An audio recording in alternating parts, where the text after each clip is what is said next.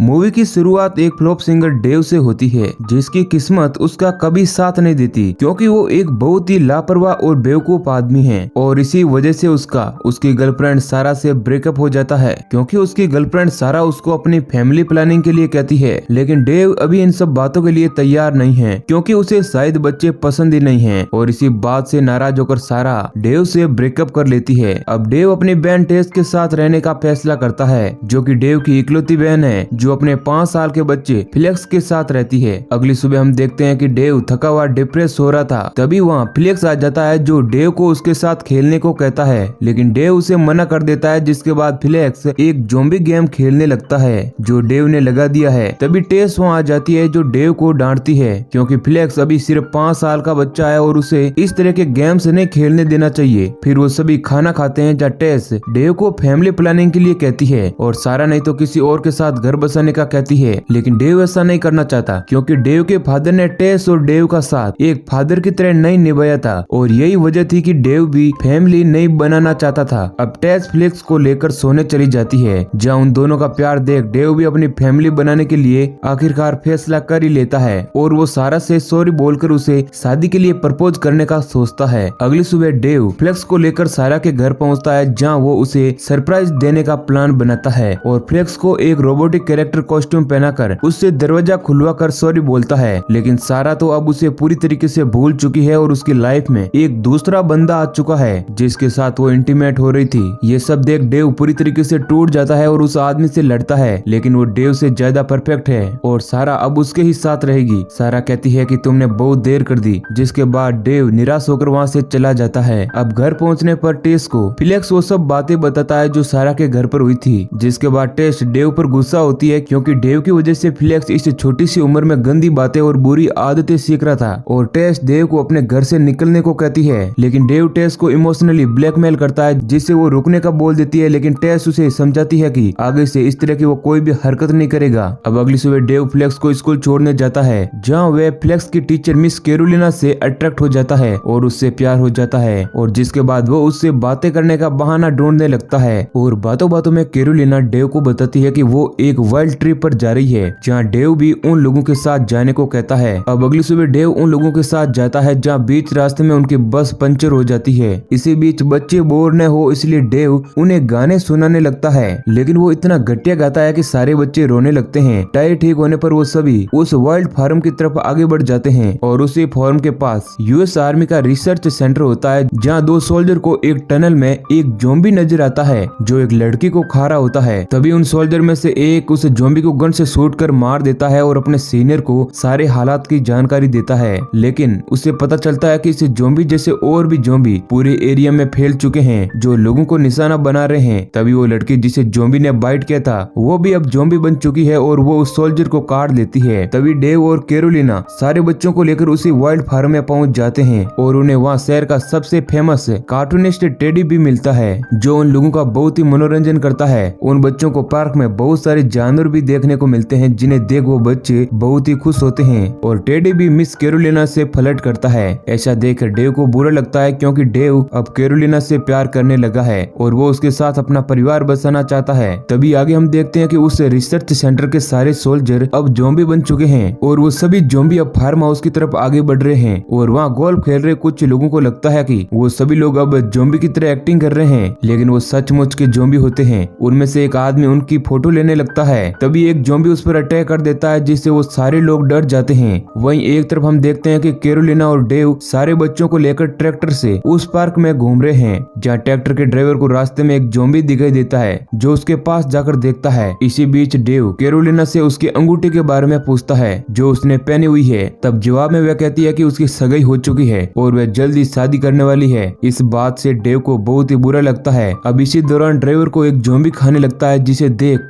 Carolina डर जाती है। वो ज़ॉम्बी अब कैरोलिना के पीछे पड़ जाता है, जिसके बाद वह डेव को उस ट्रैक्टर को स्टार्ट करने का बोलती है, लेकिन डेव को ट्रैक्टर चलाना ही नहीं आता। लेकिन पीछे बैठा फ्लेक्स उसे ट्रैक्टर चलाने का इंस्ट्रक्शन देता है, जिससे वो ट्रैक्टर को स्टार्ट कर लेता है और कैरोलिना उस ज़ॉम्बी को मारकर ट्रैक्टर के ऊपर आ जाती है, जहाँ सारे बच्चे डरे हुए हैं। कैरोलिना उन्हें चुप करवाती है और कहती है कि ये सिर्फ एक गेम है और हम सब इस गेम का हिस्सा है, हमें डरना नहीं चाहिए, हम इस गेम को जीतेंगे। ऐसा कहकर वो बच्चों का हौसला बढ़ाती है और अब वो लोग आगे बढ़ते हैं। वो लोग वापस फार्म हाउस पहुंचते हैं जहाँ सारे लोग ज़ॉम्बी बन चुके हैं और उस फार्म में सिर्फ ज़ॉम्बी ही ज़ॉम्बी नजर आ रहे हैं, जिन्हें देख कैरोलिना भी थोड़ी डर जाती है। डेव उन ज़ॉम्बीज को देखकर ट्रैक्टर नहीं चलाना चाहता क्योंकि उसे अब बहुत ही ज्यादा डर लग रहा था। वो किसी सेफ जगह जाने का बोलता है, जिसके बाद कैरोलिना उन सभी बच्चों को ज़ॉम्बी से बचाकर एक कमरे की तरफ ले जाती है जहाँ टेडी पहले से ही मौजूद है। कैरोलिना उसे दरवाजे को खोलने का कहती है, लेकिन टेडी बहुत ही डरा हुआ है। वो नहीं चाहता कि उन लोगों के साथ वो ज़ॉम्बी भी उस कमरे में आए, इसलिए वो गेट नहीं खोलता। लेकिन कैरोलिना उन सभी बच्चों को एक होल से उस घर के अंदर एक अलग कमरे में ले जाती है, लेकिन पीछे से एक ज़ॉम्बी उसे पकड़ लेता है, लेकिन वे किसी तरह अपने आप को बचा लेती है और अंदर आ जाती है। इधर हम डेव को देखते हैं जो अभी भी घर के बाहर है और ज़ॉम्बी से बचकर घर की छत के ऊपर चढ़ जाता है और उस घर की चिमनी स्टैंड तोड़कर नीचे कूद जाता है, जिससे वो टेडी के ऊपर गिरता है।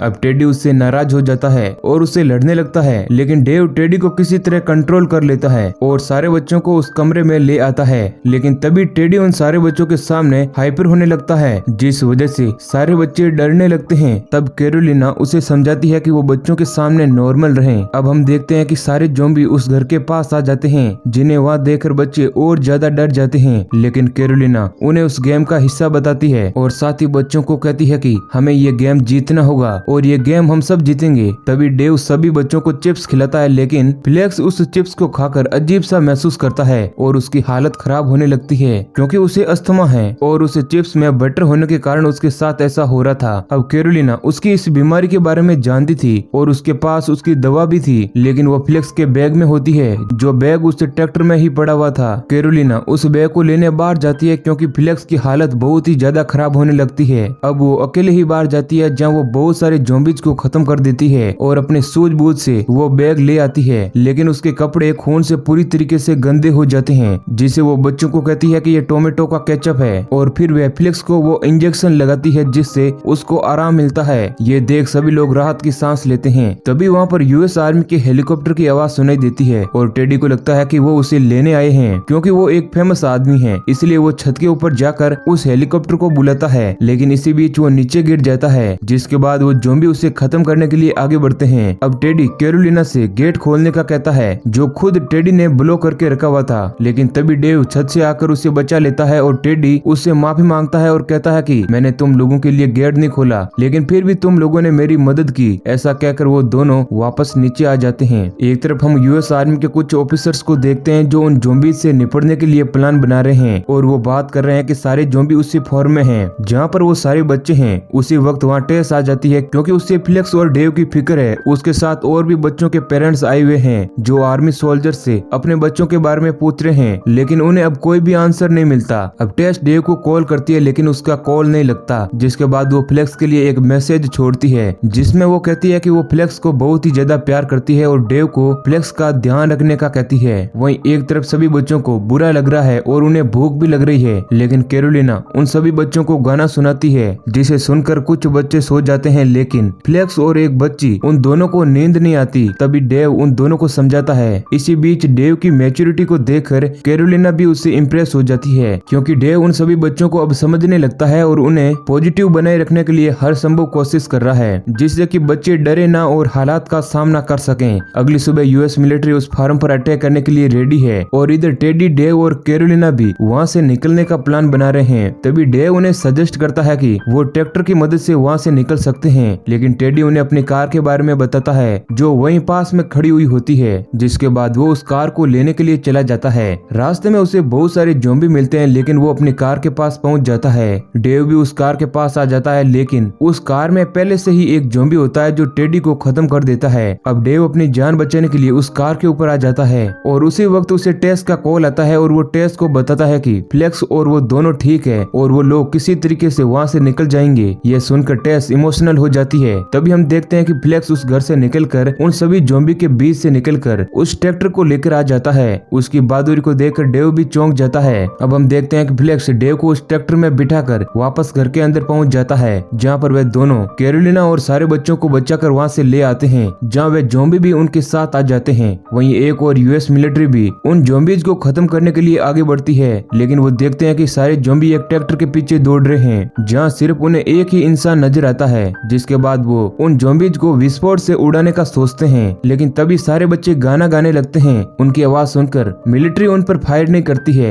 जब तक कि वो सुरक्षित उनके पास नहीं पहुंच जाते। अब सेना आगे बढ़ती है और सभी ज़ॉम्बी को खत्म करने लगती है। इसी बीच वो सारे बच्चे भी उस भयानक सिचुएशन से बाहर आ जाते हैं और सभी लोग अब फ्लेक्स की बहादुरी के लिए उसकी सराहना करते हैं। और एक और हम देखते हैं कि कैरोलिना और डेव भी एक दूसरे से प्यार करने लगते हैं। और अब हम देखते हैं कि उन सभी लोगों को क्वारंटाइन के लिए भेज दिया जाता है और इसी सीन के साथ मूवी एंड हो जाती है। अगर कहानी पसंद आई है तो वीडियो को लाइक जरूर देना। वीडियो में अंत तक बने रहने के लिए बहुत बहुत शुक्रिया।